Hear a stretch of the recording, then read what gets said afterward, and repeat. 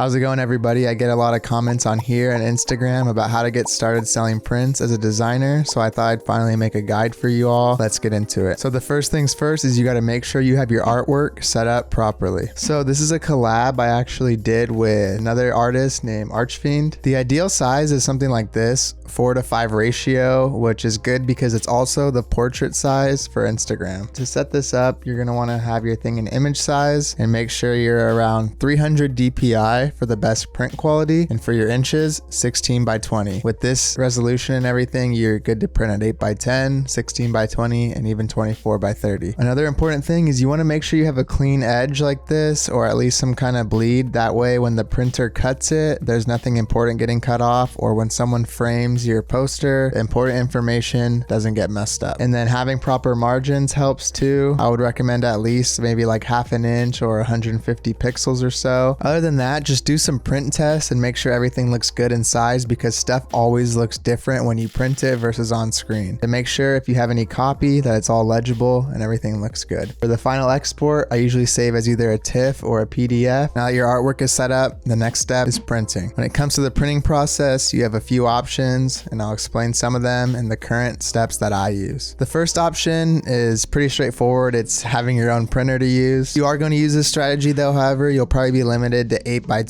because most consumer printers don't go much larger than that unless you're going to buy a big, very expensive printer. I don't really recommend printing at home unless you can afford a really nice large printer and you think you're going to be printing a lot of volume to make up for the upfront costs and the cost of all the ink. There are some exceptions though to this rule, however. Someone like Poster Journal on Instagram, they just have black ink over different colored paper, so the costs seem pretty low and everything can be replicated easily. But when you're creating all kinds of different designs and different colors and layers, it's a lot harder to judge the costs and print that stuff for a low margin. So this will come down to individual situation. So think about it if this will work for you. The most common strategy and what most people would use if you're not doing print on demand would be to use a local print shop or some kind of online printing service. I used a friend's local print shop in the past and it was really good because they have great quality control and the employees there know a lot about printing, so they'll make sure your files are set up properly. You will rarely have any issues. Employees will know a lot more about the technical specs, paper stock, and all that good stuff. Check out online your local print shops, see what their prices are, call them up. If you like this strategy, it can work pretty well because you can actually go in there, do some test prints, develop a relationship with them, and do a lot more limited edition stuff. If this isn't a viable option for you, like most people, and maybe you don't live in a city that has a quality print shop, then there are some online options. A few of the options you can check out are Up Printing, FedEx, Staples, Poster Print Factory, and the Costco Photo Center. There are tons of other options online and more to look up, but these are some of the ones I would recommend. Some of these sites also reward for printing in bulk, so if you want to print an entire collection of 10, 20, 50, 100, this will work well and you'll get a discount the more you order. So if you want to front your entire inventory up front, this will be a good option. The last option I mentioned, and the best one I think, is actually Costco. After not being able to print with one of my local print shops anymore, this is the option I go with and I've really been liking it. There is a little bit of upfront cost to Costco because you have to pay the $50 or so membership fee a year. I discovered Costco as a good alternative a few years ago and I've been using them off and on. For now though, it's pretty much my main resource and I think their print quality is actually amazing. They don't have the in-person photo centers in the store anymore, unfortunately. However, you can still order online. It always works out well and they ship the prints in very safe and protected packaging. My current process is waiting till about 3 to 5, maybe even 10 orders come in, and then I'll order a batch at once. That way I'm not fronting all my upfront costs and I'm only getting the amount of sales I have at any given time. This does increase the processing time a little bit for your customers. However, it makes sure you're never in the red, as well as it doesn't make a lot of waste for the environment on any prints that don't sell. If you are going to use Costco, I recommend printing at the 4:5 ratio. These are also all in inches for anyone that may be using a different system of measurement. Also, when printing with Costco, I recommend choosing the luster finish, which is a nice semi-matte, and turning off the autocorrect in their settings so it doesn't mess with the colors you took so long to perfect. Once you got your prints all set up, the next step is setting up your website. There are many options for setting up an online store, anything from Zyro, Squarespace, Shopify, and so on. If you already have an existing portfolio with someone like Squarespace, I recommend just adding on the e-commerce functionality. That way all your stuff is in one place and it's very easy to navigate. You don't have to design a whole new website. If you are starting fresh though, I think a really good affordable option is Big Cartel. Big Cartel is a pretty cool site site builder that lets you set up e-commerce sites, and it works pretty well for selling prints or art. I use the $10 plan. It pretty much gives me everything I need. I don't think I'll ever need more than 50 products at once. Has all the basic tracking features, payment processing, and anything you may need for that. Some tips for selling online also is I would make sure to always check the shipping prices in different areas and price accordingly. I also recommend shipping free to the country that you live in because it's far cheaper and it's something to reward your local customers with. Also, when setting up a site like Big Cartel or anything else, make sure you can maximize what type of payment processing you take. So if it takes PayPal, Stripe, Card, Apple Pay, all that, try to turn all those on so you maximize your conversion and make the user experience easiest for the customers. Lastly, if you can afford a custom domain, I would do that, and I would check out a site like HostGator to buy one. I'll link that in the description. The last step to selling your prints is one that usually people have the most trouble with, and that's shipping. It can be quite confusing, so I want to help guide you through this. For purchasing your actual printing labels, I recommend this website called Pirate Ship. This isn't sponsored or anything. I just think they have amazing customer service. The website works well, and they actually have the most competitive pricing for shipping I've ever seen. It's also cool because they allow you to ship through USPS, UPS, FedEx, International, and they also allow you to print the labels from your home so you don't have to wait in line at the post office. This service is also really helpful because it allows you to choose the correct postage for the best price, as well as have the correct packaging for whatever you're shipping, and make sure you have all the international paperwork you need if you're shipping overseas. When it comes to the actual shipping materials, I've tried a bunch of different things, and I want to let you know which ones I recommend for all the different sizes and everything you may need. I will link everything in the description below so you can check that stuff out and buy it if it interests you. For printing, I recommend some kind of laser printer if you already have one, or if you don't, buying a laser or thermal label printer. If you already have an inkjet printer, that's fine too. It's not cheaper to buy this than using one you already have, but in the long run, a laser printer or label printer is a lot cheaper each thing you print. I use this fairly cheap Phantom laser printer. I think it was like 80 bucks. I already needed it for something else, and you get a lot of prints out of each toner cartridge. For the labels, if you want to cut down costs, you can just use normal paper and tape them to the packaging that you're using with clear tape, or for a fairly cheap price, you can buy these cool labels that have two on an 8.5 by 11 piece of paper. You can just print the label right on there, peel that off, and stick it to your packaging before you ship it out. For the larger size prints, something like 16 by 20 or 24 by 30, I like to use tubes. This seems to be the most cost efficient, and these sizes work well when rolling them up. I found these basic brown ones on Amazon. They're thick enough to protect the poster, they're lightweight, and they also don't cost that much to ship. A quick tip: when you seal the tubes, make sure to tape the top and bottom with some clear tape. That way, in case it pops off during shipping, nothing gets damaged or the prints don't fall out. For the smaller print sizes like 8 by 10, I like just shipping them in these normal envelopes and make sure I reinforce it with some kind of scrap cardboard, or you can buy these corrugated cardboard little sheets for pretty cheap. If you want to be extra careful, you can buy those fragile or do not bend stickers online. For the actual prints themselves, I like to sign each one, so I found these cool pencils. They're the Stablio like archival grade museum pencils. These pencils are awesome because they write on anything: glass, matte paper, glossy, photo paper, whatever it may be. When putting stuff into the tubes, I basically just roll it up in either that clear parchment paper, or I bought this big sheet of brown craft paper. It's a big tube. You can just roll it up in that to help protect the outside layer, stick it in the tube, and you're good to go. For the 8 by 10s, I'll also place 2 pieces of paper in between like that before I put the cardboard,